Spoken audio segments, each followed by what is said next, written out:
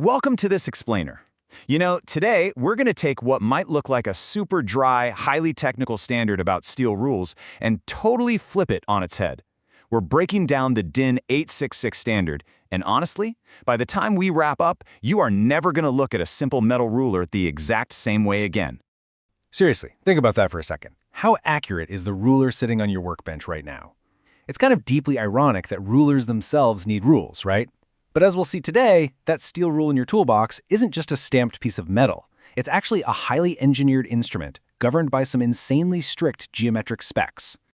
All right, so here's our roadmap for today. We'll start with the rules for rulers, then compare Form A versus Form B.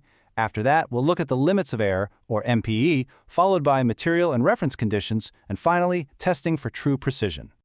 Okay, let's jump right into Section 1, the rules for rulers, establishing the DIN 866 baseline.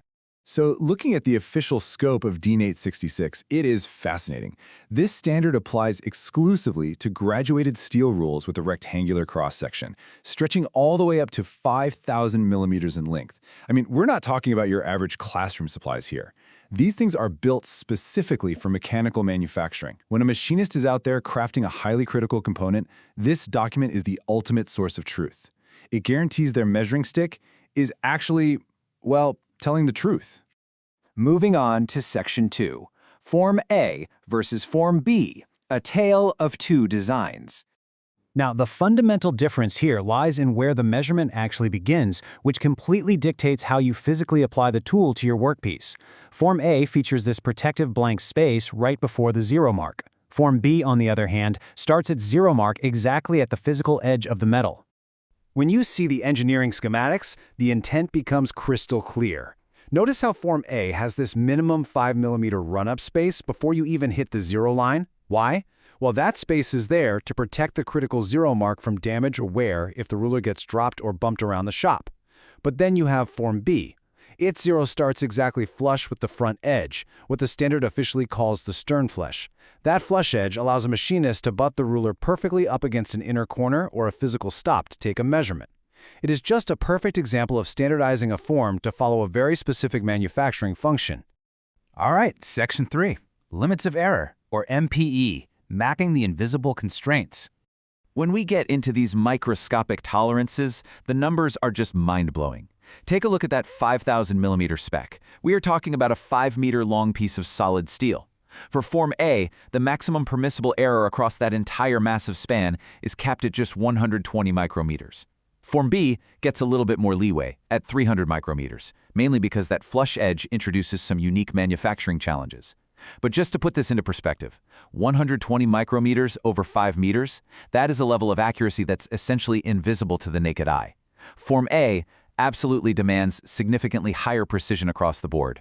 And mapping these error limits across a standard 1,000 millimeter rule really shows us how this behaves in the real world. Because, this isn't just about checking the distance from the zero mark to the far end of the ruler. The standard actually dictates that the deviation between any two arbitrary points on the ruler must never violently spike outside that MPE boundary.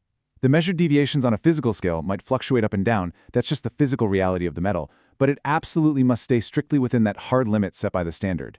Which brings us to Section 4, material and reference conditions, the microscopic reality. To give you a really tangible sense of this microscopic scale, the standard mandates that the engraved graduation lines on a Form A ruler must be precisely 70 to 100 micrometers wide. To put that into everyday terms, that is roughly the thickness of a single human hair. And on top of that, these lines have to be incredibly sharp-edged, perfectly parallel, and absolutely free of any burrs.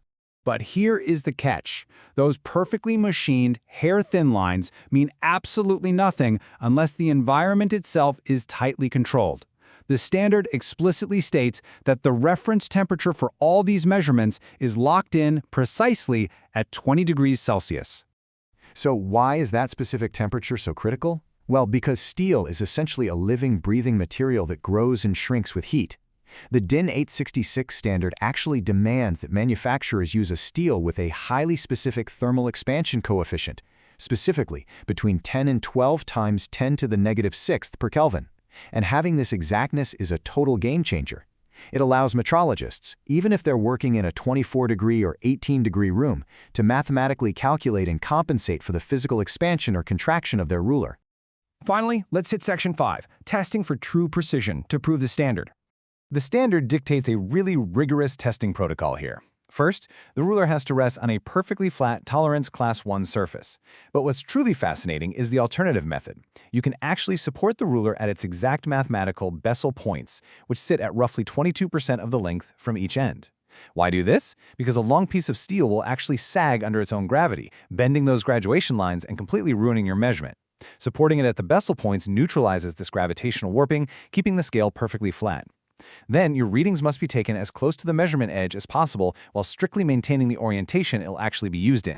So I'll leave you with this provocative thought. The next time you measure a critical part, are you truly capturing its dimensions, or are you just measuring the temperature of the room? It really underscores the beautiful, invisible complexity behind that simple steel rule sitting on your workbench right now. What looks like a plain metal stick is actually an incredible triumph of geometry, material science, and thermodynamic control. Thanks so much for joining me on this explainer.